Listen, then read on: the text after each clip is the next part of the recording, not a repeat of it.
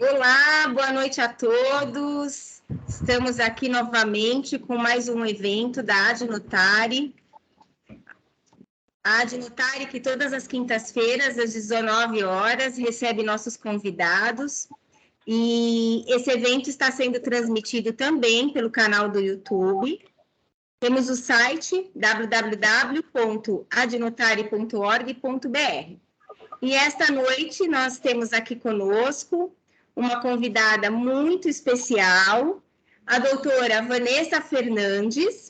Ela é tabeliã e registradora no pelo Tribunal de Justiça, Rio de Janeiro, e juíza de Direito no Pará, pós-graduada em Direito Predial pelo Centro de Estudos Notariais e Registrais da Universidade de Coimbra, mestre em Direito Civil e doutoranda em Processo Civil pela Universidade de Coimbra, mediadora de conflitos extrajudiciais, professora de Direito Civil, Notarial e Registral Imobiliário. Esta noite, quem vai presidir o evento será o doutor Francisco Hilário, que é o coordenador do Núcleo de Registro de Imóveis. Boa noite, doutor Hilário. Boa noite a todos. Sejam bem-vindos a mais um evento da Adnotare. Hoje com um tema cada vez mais do dia a dia do direito notarial registral, em relação à união estável nos registros de imóveis. E por que eu digo cada dia mais? Porque como a união estável veio de 88 para cá, as dissoluções ou encerramentos, seja às vezes por falecimento, os efeitos começam a acontecer agora, de uns 30 anos para cá, nessa da união estável. Então, para falar disso, nada mais importante de trazer quem conhece, que é a doutora Vanessa, que já atuou como magistrada e atua hoje como oficial de registro, oficiala e tabeliã na cidade no estado de Rio de Janeiro. Eu vou passar direto a palavra para a doutora Vanessa, para que a gente possa entender um pouco mais sobre os efeitos da união estável no registro de imóveis. Doutora Vanessa, boa noite, seja bem-vinda a mais um evento da Adnotare. Olá, boa noite a todos. Muito obrigada pelo convite.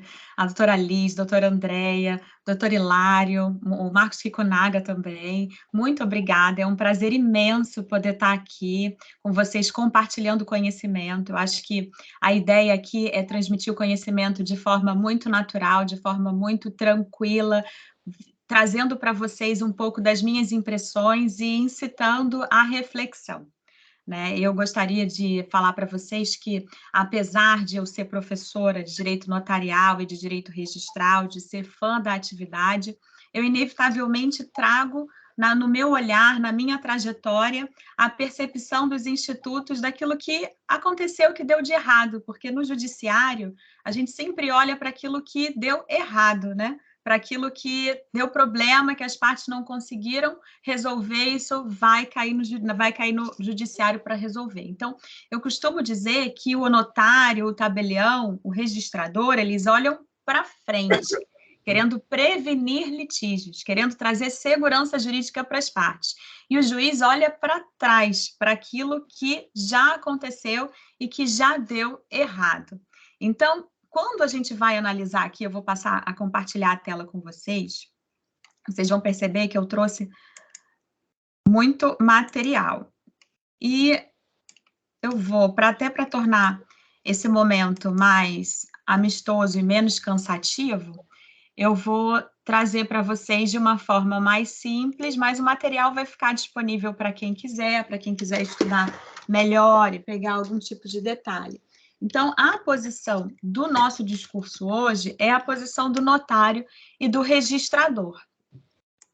E nós temos aqui, nós vamos falar hoje sobre, na verdade, é uma jornada reflexiva, do lugar onde se fala, é a posição do notário e do registrador. A gente vai tratar do conceito, dos princípios, da fé pública, dos atos notariais, da escritura pública e da forma substancial do ato. E na união estável, os conceitos, as características, os efeitos pessoais, patrimoniais e as reflexões finais a respeito desses efeitos. Como todos sabem, O tabelião ele é um profissional do direito investido da fé pública do Estado e que tem por atribuições interpretar, redigir e dar forma legal à vontade das partes, buscando a certeza jurídica por meio da atribuição e da autenticidade aos atos e aos fatos que presenciam. Eu estou ouvindo um certo barulho, não sei se vocês estão ouvindo. Tá um barulho, a gente não consegue desligar aqui o microfone. Não sei bem o que é. Tem um barulho. Agora melhorou. Isso. Por que esse lugar é importante? Porque quando a gente olha para a união estável, a gente vai perceber que o Instituto ele não demanda escritura pública. Ele pode ser feito através de um contrato de convivência. Então, esse olhar do notário é um olhar que a gente vai perceber o Instituto, de que modo ele pode trazer mais segurança para as partes, mais segurança para as relações, até mesmo para se assegurar dos efeitos jurídicos que ele vai promover quando ele reflete na realidade do imóvel. Então, o olhar do notário para isso, ele vai sempre ser no sentido de proporcionar verdade, ética, boa-fé, moralidade e observância da lei para uma realidade que é eminentemente fática, de uma situação fática. Então, nós todos sabemos que na atividade notarial, nós temos os princípios típicos da legalidade, da imparcialidade, da independência funcional, e os princípios atípicos de autoria e responsabilidade, unicidade do ato, autenticidade e publicidade. Se nós observarmos hoje, numa realidade de sociedade da informação, de fatos muito dinâmicos, de relações econômicas muito rápidas, muito simplificadas, nós vamos começar a entender que esses princípios eles têm sido cada vez mais relativizados. Por quê? Porque a sociedade está mudando. Então, nós temos aí uma legalidade que é uma legalidade estrita, tem que ser fiel à lei, mas ela já está cada vez mais admitindo interpretações. Mas por que interpretações? Por que a elasticidade está aí se imiscuindo numa legalidade estrita, né? Advindo até do direito administrativo? Por quê? Porque a sociedade está tão rápida, os fatos sociais estão tão ágeis, que o direito não está conseguindo acompanhar. E de nada adianta para o notário desconsiderar a realidade das partes que estão submetidas a ele para aconselhamento e interpretação da vontade. Então, nós temos aí, muitas vezes, uma situação em que tem uma escritura de união estável, né, em que as partes dizem para você, eu tenho uma estrutura de união estável, eu quero estabelecer um regime de bens de separação total de bens, mas eu não quero que o herdeiro do outro herde a minha parte, eu não quero que o outro herde a minha parte, eu quero assegurar o direito dos meus filhos. Então, aí surgem situações como essa que vão obrigar o notário a refletir e, de repente, até a criar possibilidades dentro do direito. Isso é questionável ainda? É, mas, na minha visão, é cada vez mais inevitável. A gente precisa abrir a mente, olhar a jurisprudência, coisa que não é muito tradicional do notário fazer, né? Se embasar em jurisprudência, refletir sobre jurisprudência em tese, né? O nosso sistema jurídico também vem mudando para se pautar em precedentes, né? Mesclando aí o sistema do notariado latino. Então, a gente tem que passar a observar esses princípios de uma forma mais elástica, né? E, obviamente, no que se refere à territorialidade também, né? Embora seja um assunto muito polêmico, mas é um outro princípio que rege o notário, não está aqui, mas que também vem sofrendo aí alguns desafios no sentido da sua elasticidade diante da tecnologia, né? Para que a gente possa continuar servindo a população da melhor maneira possível. A fé pública notarial, que se apresenta como uma forma de atribuir a autoria do documento notarial autêntico, das declarações e das manifestações de vontade e a verdade de terem ocorrido os fatos perante o notário, também é uma característica muito importante da atividade notarial que vai tornar mais segura uma realidade fática trazida pela união estável.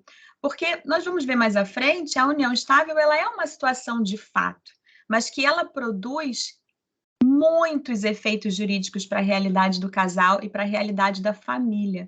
Então, considerando que as relações estão muito dinâmicas, é possível, muitas vezes, ter um casal que se divorciou, que iniciou uma união estável, que findou, que começou outra união estável, e quando isso não é documentado, inevitavelmente isso vai trazer muitos problemas para aquele casal, para aquelas pessoas, para os filhos desses casais, dessas famílias mosaico, e nós sabemos que o ordenamento jurídico, ele protege, ele visa proteger a entidade familiar. Então, a fé pública é uma característica, é um atributo da atividade notarial que vem a contribuir para a regulamentação dessa atividade. E nós, como membros, né, como pessoas, como operadores do direito extrajudicial, precisamos ter essa consciência no sentido de defender o nosso serviço à população,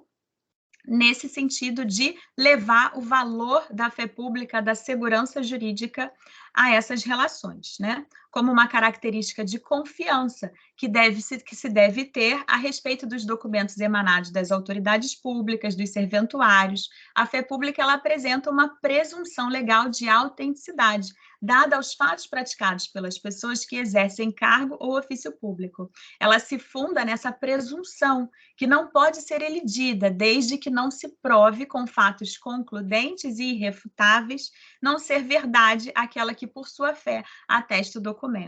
Então, olhem que coisa. Existiu uma união estável que, se não tiver sido reconhecida por escritura pública, pode trazer alguns problemas para que a parte sobrevivente, no caso de falecimento da outra, consiga obter os seus direitos, como, por exemplo, até previdenciários, né? Então, vejam como que a escritura pública, ela é importante nesse sentido, porque ela traz uma presunção legal de autenticidade e de veracidade que já comporta a parte pleitear os seus direitos nas situações mais adversas.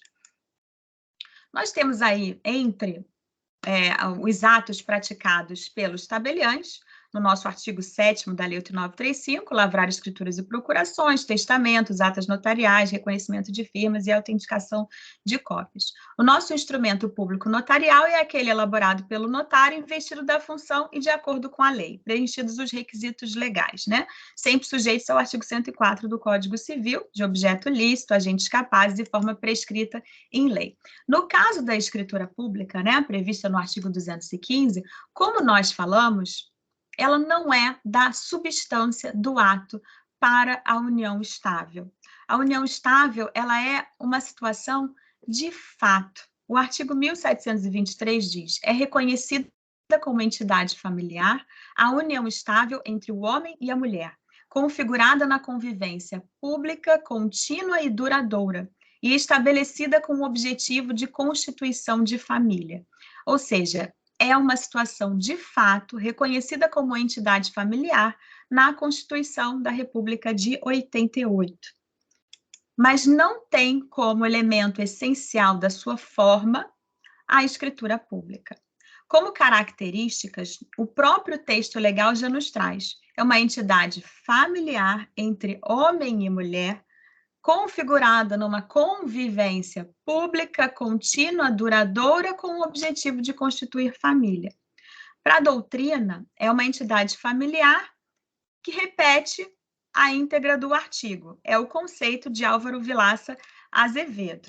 Mas, trabalhando os princípios basilares da entidade familiar, nós vamos perceber que a união estável, ela vai ser regida por princípios constitucionais como a dignidade da pessoa humana, a solidariedade familiar, a igualdade entre os cônjuges e companheiros, a não intervenção ou liberdade de contratar e a função social da família. E quando nós formos resolver os problemas que decorrem das relações advindas da união estável, nós precisamos ter em mente esses princípios. Com relação à característica do homem e da mulher, né? o informativo 625 do Supremo Tribunal Federal, de 2011, ele nos diz que não é mais requisito o homem e a mulher. Isso foi relativizado para as uniões homoafetivas. Então, diz assim: a norma constante do artigo 1723 não obsta que a união de pessoas do mesmo sexo possa ser reconhecida como entidade familiar, apta a merecer a proteção estatal. Isso se fez com base no princípio da isonomia, né? E também no direito à busca da felicidade, a família como instrumento de busca da felicidade, e preservou a dignidade também das minorias. No mérito, prevaleceu o voto do ministro Aires Brito, na época, que dava interpretação conforme a Constituição, o artigo 1723, para dele excluir qualquer significado que impeça o reconhecimento da união contínua, pública e duradoura entre pessoas do mesmo sexo como entidade familiar, entendida esta como sinônimo perfeito de família. O reconhecimento deveria ser feito segundo as mesmas regras e com idênticas consequências da união estável heteroafetiva. A Constituição proibiria, de modo expresso, o preconceito em razão do sexo ou da natural diferença entre homem e mulher.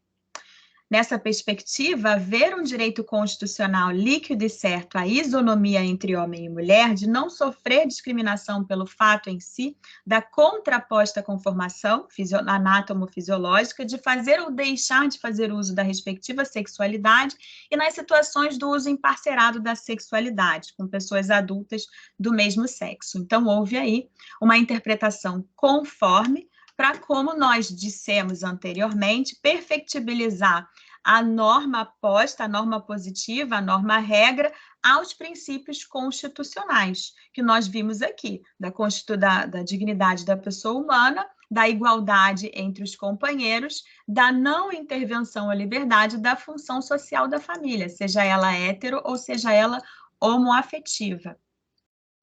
E vejam aí a importância, né, do notário flexibilizar aquele princípio, aquela diretriz, a função social, o princípio de regência da legalidade. Porque nesse momento o que se está fazendo numa eventual escritura de união estável é aplicar o artigo 1723 numa interpretação conforme a Constituição. Então, está aí o exemplo até de uma flexibilização, não é a interpretação literal mais da norma, mas a interpretação constitucional e jurisprudencial da norma. E aí ele continua dizendo que o emprego da sexualidade humana diria respeito à intimidade e à vida privada, as quais seriam direito de personalidade. E, por último, dever-se-ia considerar a âncora normativa do artigo 5º, parágrafo 1º. É o fundamento utilizado por ele. Então, ele considerou cabível o mecanismo de integração analógica para que sejam aplicadas às uniões homoafetivas as prescrições legais relativas às uniões estáveis heterossexuais, excluídas aquelas que exijam a diversidade de sexo para o seu exercício, até que o Congresso Nacional lhe dê tratamento legislativo. Continuando.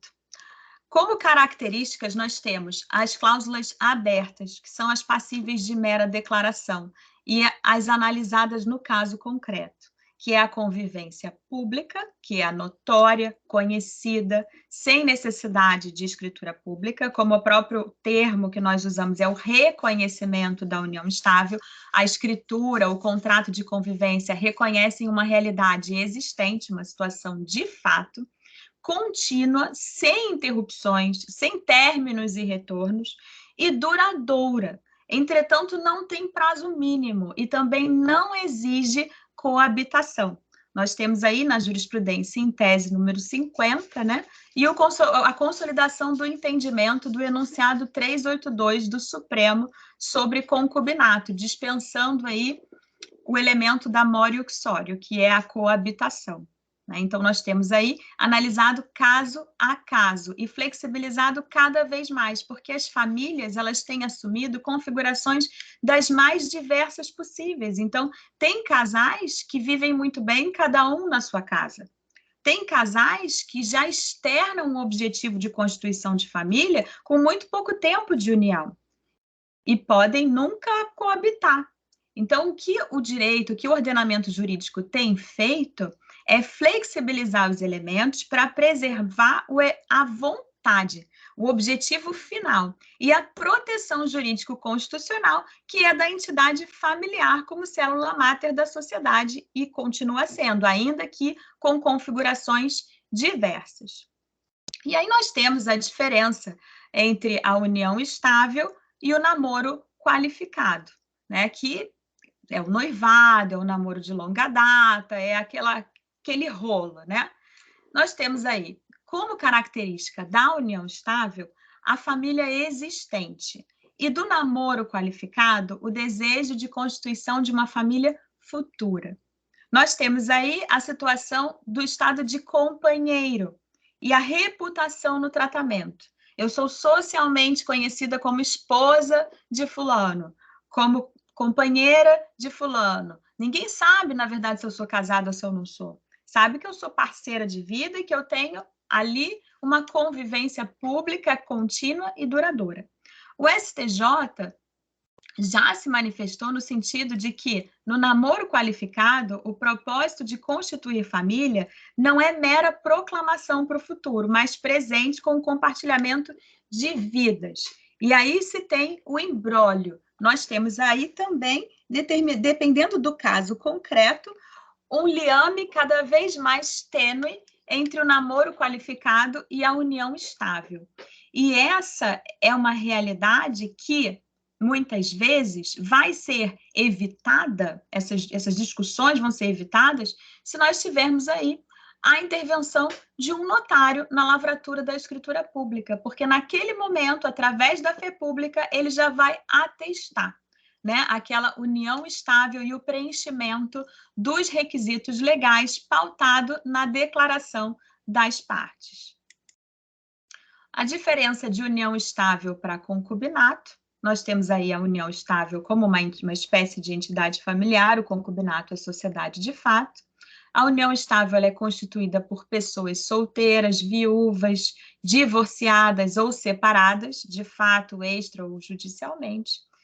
Já no concubinato, nós temos a constituição entre pessoas casadas, não separadas ou que tenham impedimento matrimonial decorrente de parentesco ou de crime. Na união estável, companheiros e conviventes, no concubinato, concubinos. Na união estável, há o direito à ameação patrimonial e direito sucessório. No concubinato, não há esse direito à ameação patrimonial, nem tampouco direito sucessório. A competência para tramitação de ação de reconhecimento e dissolução de união estável é da vara de família, e a de reconhecimento e dissolução de sociedades de fato é na vara civil. Nós temos aí uma diferença entre união estável e concubinato nessa jurisprudência, que diz assim: serviços domésticos, descabe indenização a recorrente por conta inexistente a pretendida união estável, que pressupõe a ausência de impedimentos para o casamento ou separação de fato, para permitir aos companheiros a salvaguarda dos direitos patrimoniais. Outro sim, no caso, não há que se falar em indenização por serviços domésticos na constância da relação concubinária, concomitante com casamento válido como atalho para atingir os bens da família legítima. Bem, nós temos aí, cada vez mais, uma aproximação do Instituto da União Estável ao Instituto do Casamento. Entretanto, a jurisprudência ela ainda tem preservado algumas particularidades da união estável no senso de informalidade. Então, os últimos julgados que eu observei têm expressos a preocupação dos julgadores em entender, em preservar a informalidade da união estável e, nisso, tratá-la de forma distinta do casamento. E aí entra a própria forma de instrumentalização da vontade. Nós temos aí o fundamento decisório, né, que foi utilizado por esse julgado que eu mencionei, que é o artigo 1727, que diz que as relações não eventuais entre o homem e a mulher impedidos de casar constituem concubinato. Então, aqueles que têm impedimento de casar não podem constituir união estável. E a jurisprudência, em tese, traz no seu item 14 que não há possibilidade de se pleitear indenização por serviços domésticos prestados com o fim do casamento ou da união estável, tampouco com o cessar do concubinato, sob pena de se cometer grave discriminação frente ao casamento que tem primazia constitucional de tratamento. Então, o que é isso? A súmula 380 do STF, ela diz assim: comprovada a existência de sociedade de fato entre os concubinos, é cabível a sua dissolução judicial com a partilha do patrimônio adquirido pelo esforço comum, indenização pelos serviços prestados. Isso mudou. Não se aplica mais a indenização pelos serviços prestados. Isso não cabe mais, seja pelo fim do casamento, seja pela da união estável. E também não é mais cabível com o concubinato, né? Sob pena de se comprometer o tratamento, de se poder ter um tratamento mais benéfico a um instituto menor do que aquele que se visa proteger, que é a família, né? Então, hoje o que existe é a presunção do esforço comum. Não se precisa mais provar a prestação de serviços e nem o esforço comum para a aquisição de bens. Ele é presumido.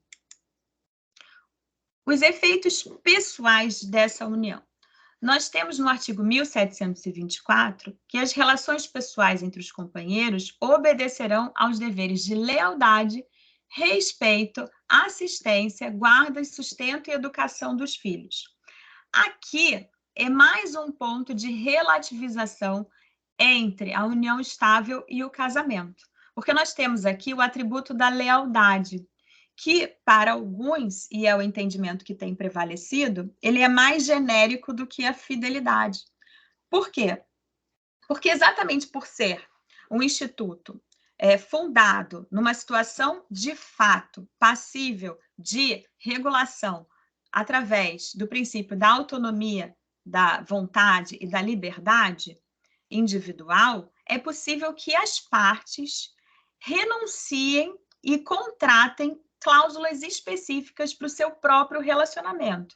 E uma das cláusulas que tem sido permitidas no direito brasileiro e importada do direito europeu é a cláusula de férias do relacionamento. Tem um período que vamos dar um tempo no relacionamento, vamos ser leais, mas não vamos ser fiéis, né? Isso aí não cabe a nós julgarmos, né? A família, a entidade familiar está ali protegida com alguns valores morais discrepantes, né? Mas nós sabemos que o direito é laico, então, preservados ali aqueles interesses, as partes estão de comum acordo, as suas finalidades sociais previstas no 1724 vão ser respeitadas, o que já não ocorre no casamento, que é solene, tem características mais rígidas e determinadas pela moralidade e pela formalidade.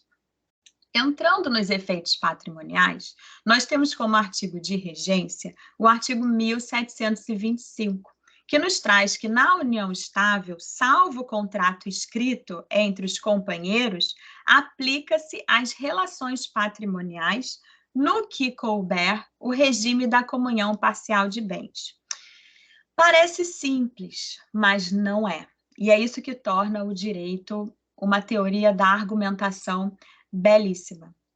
E nós, notários, operadores do direito, registradores, não podemos nos furtar mais a esse tipo de debate.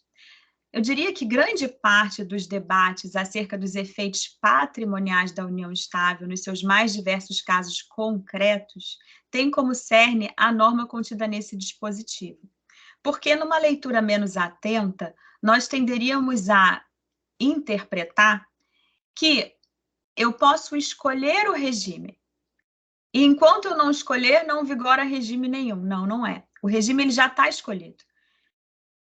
Ainda que seja uma situação de fato, se as partes nada dispuserem a respeito do regime, já vigora o regime da comunhão parcial de bens. E isso traz muita confusão na vida econômica e patrimonial das partes que nunca se preocuparam em regulamentar, em normatizar, em formalizar a sua relação de convivência e, de repente, resolve dispor a respeito.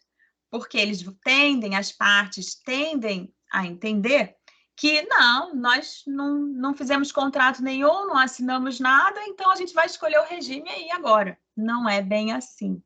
O regime ele já foi escolhido pela própria norma, ele já foi imposto. Então, na medida em que as partes declaram que vivem em união estável desde data tal retroativa, desde então, o regime já existe, e é o regime da comunhão parcial de bens. Por isso que, muitas vezes, se as partes desejam se furtar a uma formalização, né? Porque é muito comum, o ser humano ele é muito complicado, né? O ser humano chega a ser engraçado, ele não quer compromisso, né? Ele não quer compromisso. Eu vou até tirar um pouquinho da tela aqui, que eu fico olhando para a tela e não olho para vocês, eu fico um pouco sem saber de vocês aí, como é que vocês estão. Então, o ser humano é complicado, porque ele não quer compromisso, né? Ele não quer compromisso, mas ele vai vivendo. Ele vai vivendo, ele vai convivendo, ele vai frequentando a casa, ele vai apresentando ali como minha mulher, como meu homem, aquele que, né, que é o amor da minha vida. E aí é como se ele não quisesse enxergar uma realidade e fizesse com que ela deixasse de existir, quando na verdade não é isso. Ainda que a gente não queira ver a realidade, ela vai continuar existindo. E uma postura mais atenta da pessoa, né, do companheiro, seria enfrentar, olha, eu estou vivendo esse relacionamento, ele já está sério, já estamos aí inevitavelmente numa família, e é melhor regulamentar. As pessoas tendem a fugir do casamento, mas hoje em dia fugir do casamento não quer dizer que vai fugir da responsabilidade. E é isso que o direito veio normatizar, tirar dessa informalidade tamanha capaz de fazer a pessoa fugir aos seus deveres. Não, o direito ele se flexibilizou para que as pessoas, ainda que numa relação informal, possam sim serem titulares de direitos e de deveres. E essa é a nossa função, né, de trazer isso para a realidade com base na lei. Então, nós temos aqui, em regra, o regime da comunhão parcial de bens. E como exceção, o contrato escrito, que é o contrato de convivência para os demais regimes de bens possíveis, inclusive os regimes mistos. Como regime legal da comunhão parcial de bens, os bens adquiridos onerosamente durante a união estável comunicam-se independentemente da prova do esforço comum. Está aí o enunciado 115 da CJF, que diz assim: há presunção de comunhão de aquestos na constância da união extramatrimonial mantida entre os companheiros, sendo necessária a prova do esforço comum para se verificar a comunhão de bens. Então, aqui nós temos, no regime da comunhão, não mais se exige a prova do esforço comum. Ele é presumido. Como reflexões temáticas, nós trazemos as seguintes questões. O regime legal, ele já era previsto para as uniões estáveis antes do Código de 2002? Nós temos aí uma certa controvérsia. Para a doutrina, não. Ele só se tornou o regime legal após a entrada em vigor do Código Civil de 2002.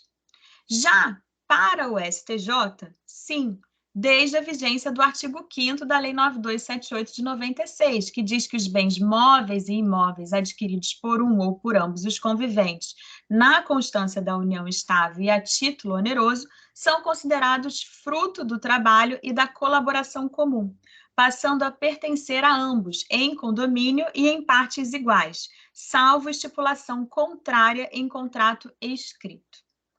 No seu parágrafo 1º, diz que cessa a presunção do caput se a aquisição patrimonial ocorrer com o produto de bens adquiridos anteriormente ao início da união. Nesse caso, seria porque a aquisição se deu de um bem subrogado, nos valores particulares e incomunicáveis de uma das partes. Exige-se escritura pública para o estabelecimento de regimes de bens diversos da comunhão parcial? Ou basta que o contrato de convivência seja feito por instrumento particular?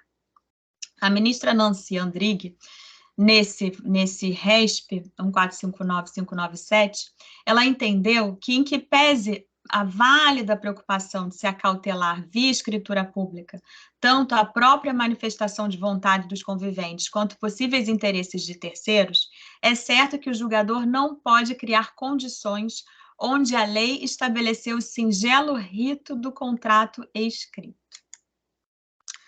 O artigo 1640 nos diz que, não havendo convenção ou sendo ela nula ou ineficaz, vigorará, quanto aos bens entre os cônjuges, o regime da comunhão parcial. No parágrafo único, ele diz: poderão os nubentes, no processo de habilitação, optar por qualquer dos regimes que este Código regula.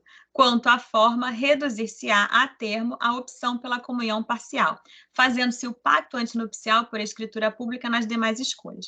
Esse é o artigo do casamento, né, que traz o regime de bens, a escolha do regime por pacto.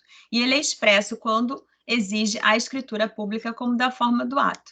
Acontece que, na visão da jurisprudência, isso não nos é favorável e, de certa forma, despreza a nossa função social de notário, né? Não tem como olhar esse julgado e não ficar surpreso no sentido de se desconsiderar a função social do notário para uma realidade tão recorrente como é a união estável nos dias de hoje. Então, o que se tem aqui, ao meu ver, e salvo melhor juízo, é uma interpretação legalista, né, extremamente legalista, usando um princípio de hermenêutica apenas, no sentido de que onde o legislador não restringiu, não cabe o operador fazê-lo, o julgador fazê-lo, mas não considerando o ordenamento jurídico como aquele que vai apaziguar as relações sociais. A meu ver, seria muito mais prudente se realizar uma interpretação sistemática e teleológica para que se aplicasse o artigo 1640, combinado com o artigo 1724, para que o estabelecimento do regime de bens fosse feito por escritura pública, ou que o contrato de convivência, quando previsse algo relativo ao regime de bens, que trouxesse a forma da escritura pública. Mas não é aqui o entendimento que tem prevalecido. E tem-se aceito contrato de convivência com estabelecimento de regime por instrumento particular. Inclusive, nós, no Rio de Janeiro, temos disposição expressa nesse sentido no nosso Código de Normas, que nós vamos ver um pouquinho mais à frente. Para Flávio Tartucci, o contrato de convivência não é nem obrigatório, porque a união estável ela é uma união de fato, mas é possível fazê-lo por escritura pública ou instrumento particular, ocasião em que se poderá estabelecer o regime de bens desejado, sendo possível declarar a existência da união estável. Mas a pergunta que se faz é, no caso de contrato particular, exige-se o registro no RTD, no RI ou no RCPN para regular a produção de efeitos? O STJ, também pela ministra Nancy Andrighi, se manifestou no sentido de que, nesse particular, é significativo declinar que nem a regulação do registro de uniões estáveis por oficial de registro civil de pessoas naturais feita pelo CNJ, por meio do provimento 37 de 2014, exige que a união seja averbada no registro imobiliário correspondente a dos bens dos conviventes. Então, na opinião do STJ, não seria necessário nenhum tipo de registro. Mas olha que coisa complicada, né? Porque, antes de passar para essa parte, nós sabemos que, embora seja uma realidade, uma situação, de fato, a produção de efeitos ela é inequívoca. E quanto maior for a publicidade daquela situação, mais segurança jurídica as partes vão ter. Então, mais documentada vai ser a vida civil daquelas partes.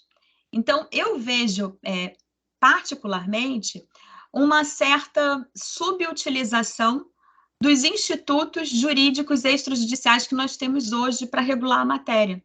Porque nós temos, para além do registro de títulos e documentos para comprovar a obrigação entre as partes, nós temos também o registro de imóveis, o registro no livro 3 auxiliar, as averbações na matrícula, nós temos a própria qualificação da parte, que hoje já prevê não apenas o estado civil, mas se há união estável ou não, se a parte vive em união estável ou não.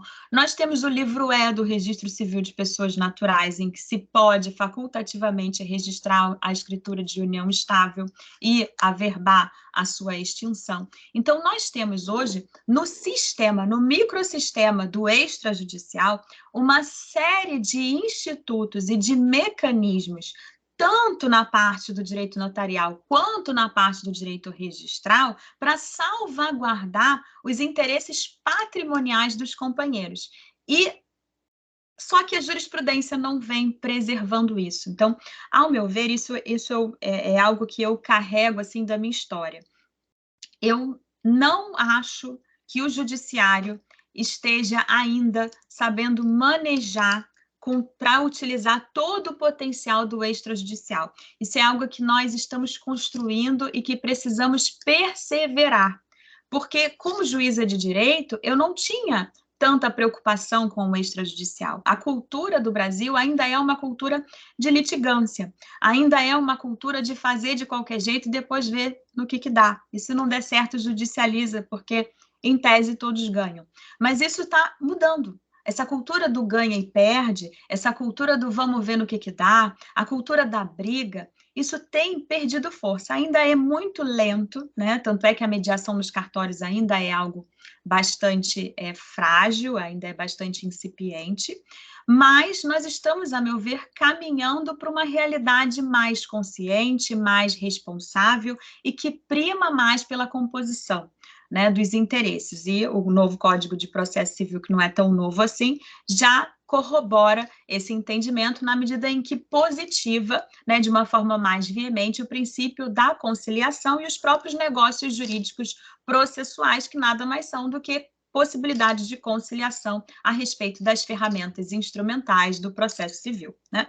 Então, acho que ainda não é a melhor realidade para nós, mas acho que é algo que se está construindo.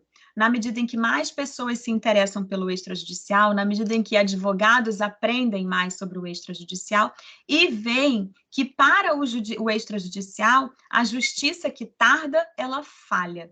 Porque o extrajudicial, ele vem para regular, para instrumentalizar de forma bastante prática e negocial os direitos das partes. E, nesse sentido, se demorar, os direitos vão sim se perder no tempo, ou no mínimo vão ficar um pouco mais confusos para serem delineados, até onde vai o direito de um, até a partir de onde começa o dever do outro e o direito do outro, e isso vai trazer uma série de prejuízos para as partes. Então, nesse ponto, o extrajudicial ele vem para auxiliar a economia e a vida civil da população. Então, nós tendemos a ser realmente um núcleo de cidadania em todos os sentidos. E, por isso, a importância de se divulgar, de se difundir a justiça do extrajudicial.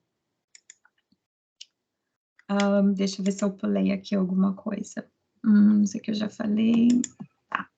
Exige-se escritura pública para o estabelecimento de regimes de bens diversos da comunhão parcial? Nós já falamos. Aqui já falei a posição dele, o pacto antinupcial nós já falamos. E aqui a admissibilidade do regime de bens para que produza efeitos retroativos à data da assinatura do contrato de convivência. Isso é algo bastante interessante, né? Esse é um posicionamento também da jurisprudência, pautado nos fundamentos que nós já colocamos aqui. Porque a pergunta que se faz é: admite-se que o regime de bens escolhido, quando diverso, né, do regime da comunhão parcial, que é o regime legal, produz efeitos retroativos à data da assinatura do contrato de convivência?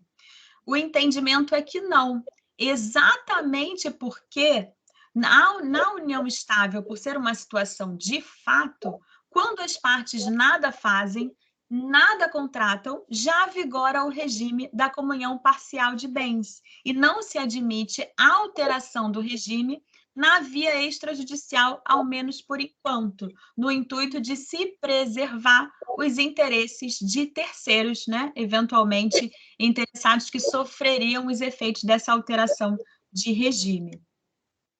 Aqui tem a jurisprudência pequenininha, porque ela é muito grande, mas depois, se vocês quiserem leiam com calma. Esse aqui já não é aqui. Tá. Aqui, deixa eu ver aqui. Tem alguma pergunta antes da gente passar adiante? Porque já são 7h51, eu tenho receio de não dar tempo. Doutora, tem uma questão muito interessante que o doutor Luiz Mandina trouxe aqui no chat. Veja, se a gente interpretar a questão da equiparação do casamento, da união estável ao casamento, fazendo uma interpretação conforme a Constituição, o doutor Medina pergunta o seguinte: quanto ao regime, se uma das partes forem divorciadas, e aí eu vou colocar aqui até viúva, sem partilha, né, a união estável deve ser pelo regime da separação obrigatória, como ocorre no casamento? Como o notário poderia estabelecer essa situação? Porque, pelo texto, ela seria ali presumida comunhão parcial, né?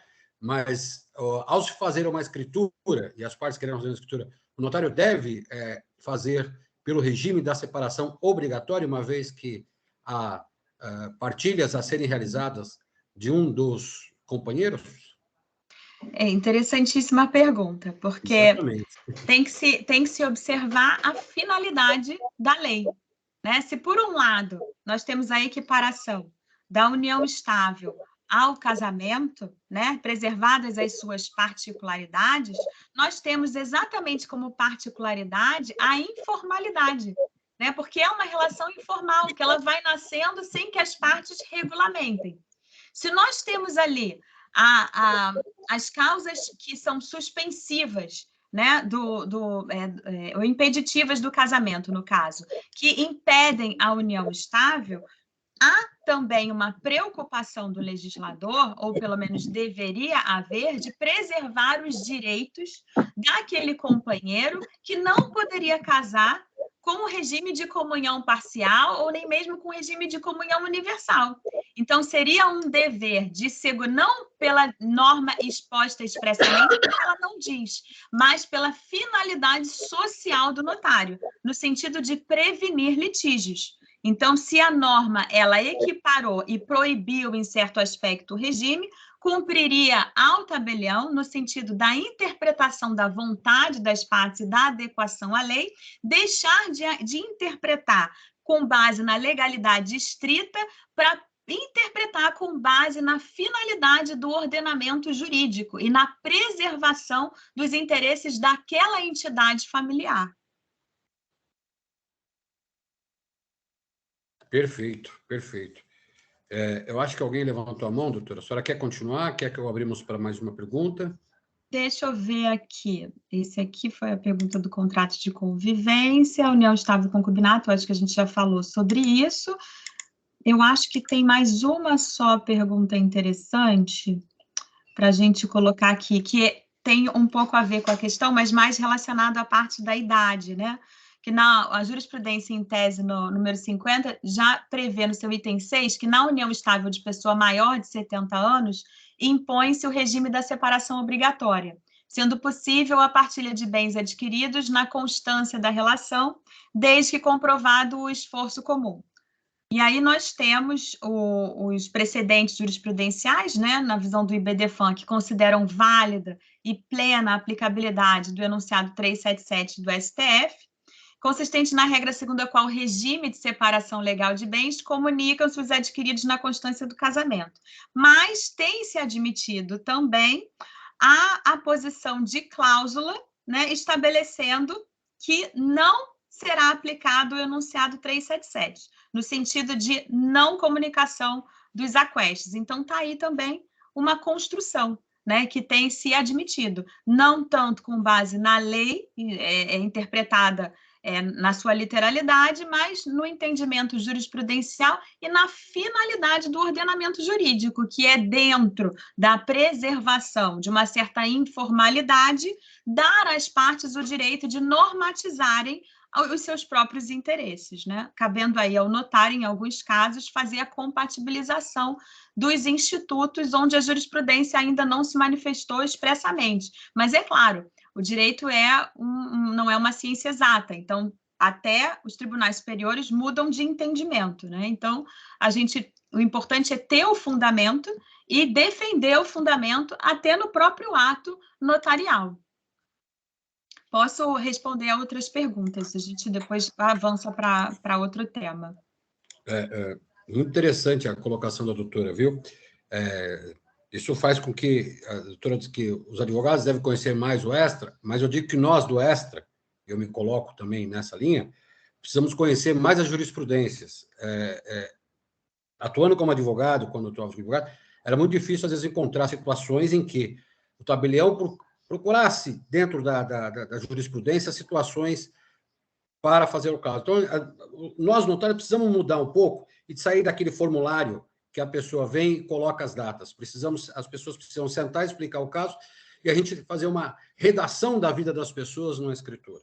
Exatamente, exatamente, doutor Hilário, isso eu acho fundamental. E, para isso, a gente tem que fazer um movimento de desafiar a resistência, de desafiar o status quo. Porque a gente está falando de uma repaginação da nossa atividade para uma readequação à nova realidade. E isso é muito importante. Por quê? Porque a nossa carreira ainda carrega um estigma de que o notário, de que os escreventes, eles são profissionais que copiam e colam. Se não tem no modelo, não pode fazer. E isso é algo grave para a nossa atividade. É algo grave, porque ao invés de nos tornarmos profissionais essenciais da confiança das partes, nós acabamos sendo vistos como meros reprodutores de modelos já enquadrados. E não é essa a nossa proposta. Se nós não sairmos da interpretação literal, se nós não buscarmos o entendimento jurisprudencial, nós não vamos conseguir continuar sendo importantes para a sociedade, porque é isso que qualifica a nossa atividade, é isso que dá relevância social a ela. E se o nosso ordenamento jurídico como um todo, o nosso sistema já vem sendo miscigenado, né? O nosso direito romano-germânico já vem sendo miscigenado pelo o direito da common law, através dos precedentes, nós não podemos mais nos furtar a eles. Nós precisamos olhar para eles, identificar ali um parâmetro importante, né, de diretriz jurídica para a situação concreta que nos é colocada para avaliação, para qualificação, e criar possibilidades seguras, juridicamente defensáveis, para que a parte tenha ali amparado o seu direito. Só que o que eu percebo é que nós, notários, ainda temos uma certa resistência a sermos questionados. Só que a nossa presunção de veracidade, a nossa fé pública, ela é relativa. E a gente não pode ter medo de ser questionado. Os nossos atos, eles devem ser bem fundamentados para eventual questionamento. Eu me lembro que, como juíza, eu tinha um certo conforto de julgar. E um dos princípios que me deixavam mais confortáveis era o princípio da fundamentação das decisões, do artigo 93, e o princípio do duplo grau, duplo grau, não o obrigatório, mas o duplo grau. Por quê? Porque ali eu pensava, não, eu era, né, bem novinha, e eu pensava assim, não, eu não vivi tudo o que eu estou julgando, mas eu posso fundamentar na lei, eu posso fundamentar na jurisprudência, eu posso expor para as partes a minha forma de raciocínio, e caso elas não concordem, elas têm meios de recorrer, porque eu não sou dona da verdade nem da justiça, mas eu estou aqui para distribuir a justiça que eu acredito, e a justiça que eu acredito, ela tem que ser fundamentada, ela tem que ser transparente. E isso me dava muito conforto. Eu não tinha medo de ter as minhas decisões questionadas, eu tinha preocupação de ter as minhas decisões anuladas por falta de fundamentação. Da mesma forma, os atos notariais. A gente não pode ter medo de ser questionado, a gente não pode praticar atos inválidos, né? Mas a gente não pode ter medo de ser questionado, e para isso a gente tem que fundamentar sim. E a gente precisa de um pouco de ousadia. Ousadia não é irresponsabilidade, ousadia é fé, de com base nos instrumentos que se tem, se construir algo novo. E normalmente quem constrói algo novo não é muito bem aceito no momento, né? Está aí Jesus para nos contar a história, né? Então a gente precisa ousar um pouquinho para contribuir com a nossa sociedade. Pelo menos é o que eu penso. Eu costumo dizer que quando se nega um ato, tem que se fundamentar mais. Assim como um juiz, quando dá a sentença, ele não deve se preocupar com quem ganha, ele tem que se preocupar com quem perde, porque quem perde tem o direito de saber por que perdeu. Exatamente, né? Exatamente. Ele precisa saber por que perdeu. Doutora, tem uma questão aqui feita pela doutora Luciane Costa. Ela coloca assim: se na questão da união estável, uma das partes adquire bem imóvel com recurso da herança e depois o casal realiza benfeitorias com esforço comum, o imóvel passa a ser admitido como sendo do casal? Pois é, isso é uma situação bastante complicada, né? Porque se veio da herança, né? Se o bem veio da herança, ele é, nesse regime de bens da comunhão parcial, ele é um bem que não se comunica. Mas também há a comunicação dos frutos. Então, os frutos comunicam, mas a propriedade do bem não se comunica. Então, enquanto a sociedade vigora, né, enquanto a união, o casamento, a união estável vigora, se tem ali a composição da entidade da familiar com aquele patrimônio, e o patrimônio ele produz reflexos na entidade familiar, tanto é assim que se exige a outorga conjugal, ainda que para bens particulares, né? Por quê? Porque não está o ordenamento jurídico não está preocupado durante a vigência da união com patrimônios particulares, ele está preocupado com a preservação do patrimônio da família, do sustento da família. Né? Ele só vai começar a se preocupar com os bens particulares ou do casal quando eles se separam. E aí sim é que entram as regras do regime. No caso de benfeitorias, eu entendo que isso não transforma o bem comunicável. Isso pode fazer nascer um direito à indenização, que é um direito pessoal à indenização, mas isso não torna o bem incomunicável, porque a regra é clara, ele é fruto de bens ou de valores decorrentes de herança.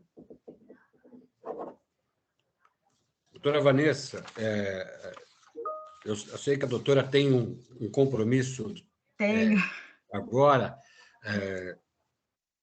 Me permita uma última reflexão para que a gente possa também liberar a doutora, e já convidando para voltar, porque esse tema ele tem que ser um seminário, não dá para a gente tratar, mas aqui foi só um pouquinho do gosto para a gente iniciar essa discussão da união estável, e a doutora tem que voltar com a gente aqui, e a gente fazer um evento com mais tempo, para que a doutora possa dar essa aula maravilhosa que a doutora deu agora para a gente.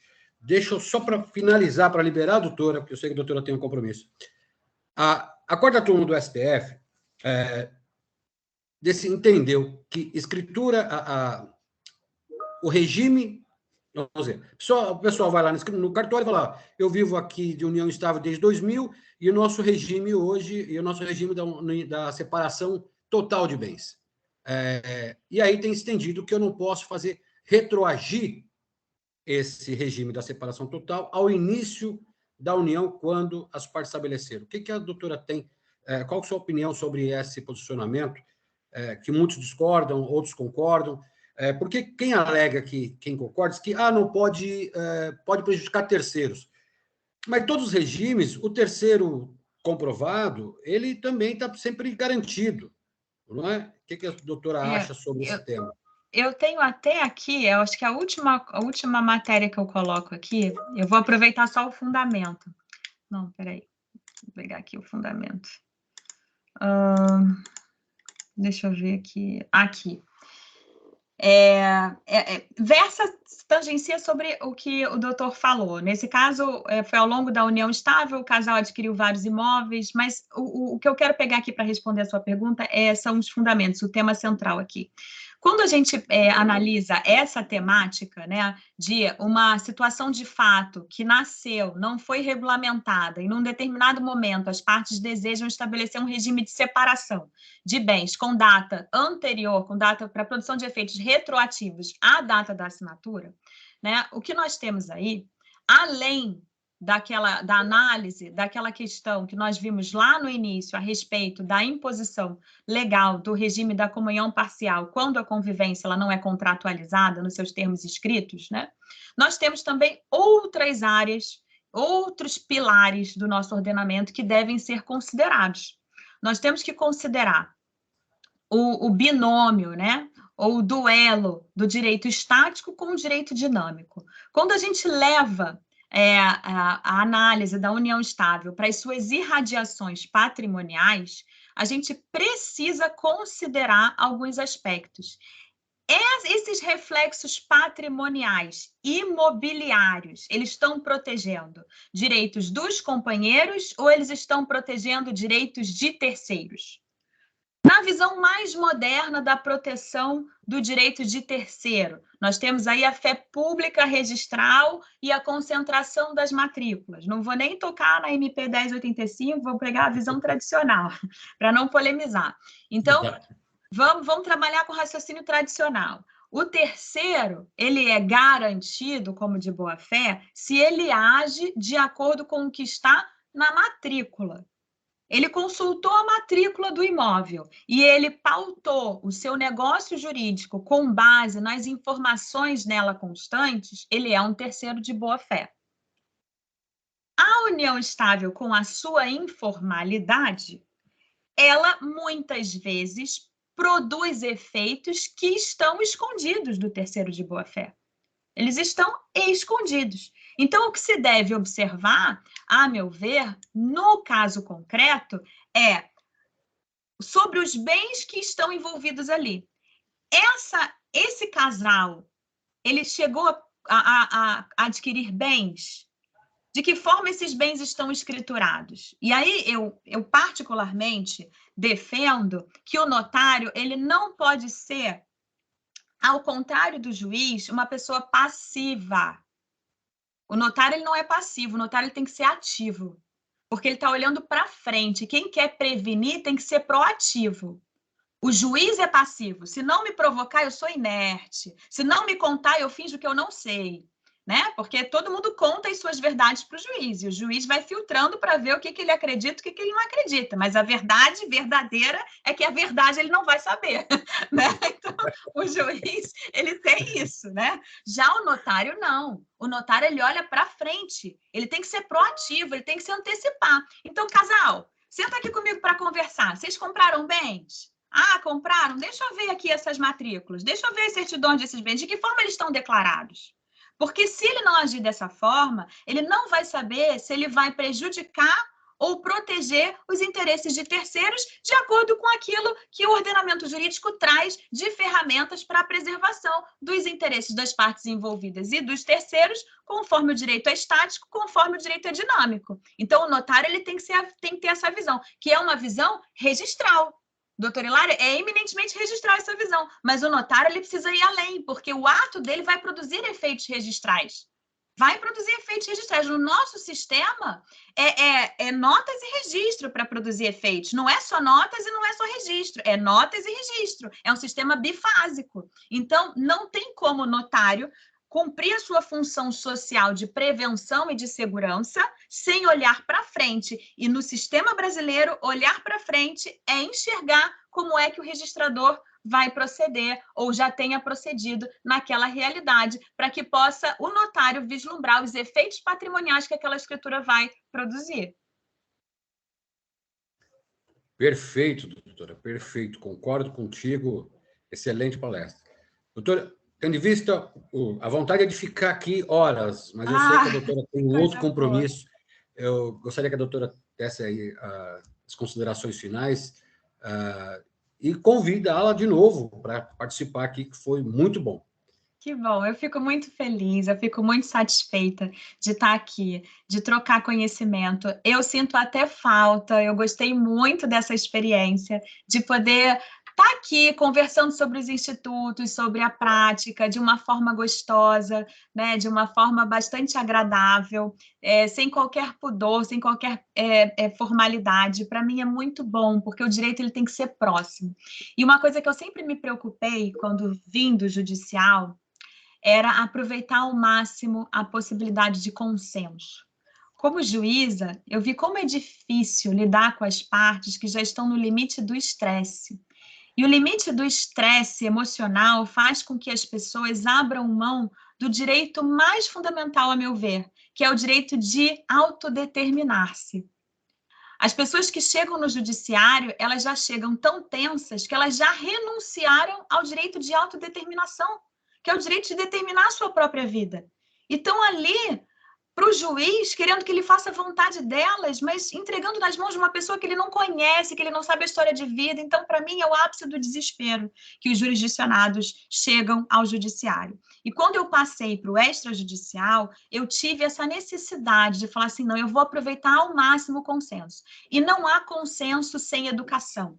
Não tem como se estimular o consenso responsável, o uso responsável do consenso das partes, da autonomia da vontade, sem a gente educar as partes, no que é direito, no que é dever, no que é autorresponsabilidade, o que você fizer agora vai produzir efeitos no futuro, então não adianta querer fazer de qualquer jeito, não adianta querer fazer sem documento, não adianta não querer esperar, querer fazer logo, sem que o notário qualifique a documentação e a vontade das partes. Então, trazer até essa compreensão no sentido da paciência mínima necessária para um ato ser bem elaborado, já é uma educação de autorresponsabilidade.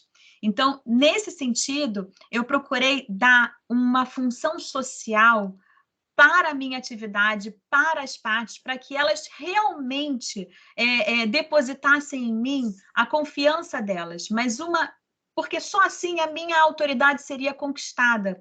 O notário, ele tem uma autoridade conquistada, ele não tem uma autoridade imposta, porque, diferentemente do registrador, a parte escolhe o notário que ela quer. Então, se ela não confiar em você, ela vai para outro, né? Não importa, ela é livre para isso. Então, o notário, ele tem que primar pela autoridade conquistada, diferente do registrador e diferente do juiz. E não há como a gente praticar isso sem entender a finalidade da nossa atividade. Porque quando a gente entende a finalidade, um vértice abre na nossa visão e as coisas deixam de ser estáticas e passam a ser dinâmicas. As ferramentas, os institutos, eles passam a ter vida na nossa frente. O juiz enxerga uma letra morta. O notário enxerga a letra viva, que são vidas humanas construindo direitos, assumindo deveres ali ao redor do notário. Então, o direito para o notário é um direito vivo, e essa é a causa que eu defendo, que sejamos vívidos ao instrumentalizar o direito notarial e registral. Muito obrigada por essa oportunidade, eu gostei imensamente de estar aqui, coloco-me à disposição para o que precisarem, uma outra aula, terei muito prazer em estar aqui, em compartilhar com vocês, e já me convido para as próximas aulas dos colegas, que eu quero participar também, se me for permitido. Permitidíssimo, doutor. Aliás, a de notária aqui, justamente, é um bate-papo. As palestras são um bate-papo, porque, justamente, muitas vezes, o que eu digo, como vem notários, registradores, juízes, nem sempre a gente coloca o que é na prática, o que eu posso fazer, mas eu coloco a ideia, né? Porque se não tiver fóruns como esses que se tragam ideia, não há mudança. Exato. Não há mudança. Então, é através de bate-papos como esse que as pessoas começam a pensar. A doutora Liz levantou a mão. Doutora Liz, por favor. Vou dar um recadinho rapidinho. Primeiro, agradecer com muita gratidão a sua presença aqui conosco. Sinta-se em casa, sempre convidada. Para nós é uma honra e uma sorte de tê-la aqui conosco. E em nome do professor Kikunaga, eu transmito aí a saudação para a doutora. Ele teve um probleminha de saúde com o filho e nos pediu para transmitir essa gratidão, e as portas da Adnotária estarão sempre abertas à doutora. Muito obrigada. Também o doutor Mauro Antônio Rocha, que é vice-presidente da Adnotária, está aqui conosco. E mais um recadinho, que semana que vem nós não teremos o nosso encontro semanal às quintas por conta do feriado. Então, agradecemos aí a presença da doutora E estamos aí com as portas abertas e o coração cheio de alegria de tê-la conosco aqui, doutora. Gratidão é toda minha. Muito obrigada. Está, só para não esquecer, eu sei que a gente está bem apertado. A doutora está no Instagram com o perfil Vanessa no Foco. Então, quem não a segue, bora lá seguir, que ela coloca no Instagram bastante dica, bastante comentário com relação ao direito notarial registral. Doutora, só gratidão. Um beijo a todos, um abraço bem apertado a todos. Muito obrigada. Eu que agradeço, a todos nós da Guinotária agradecemos.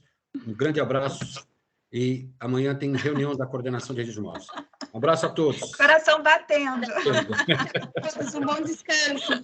Bom descanso, doutora. Beijo. Obrigada. Descanso a todos.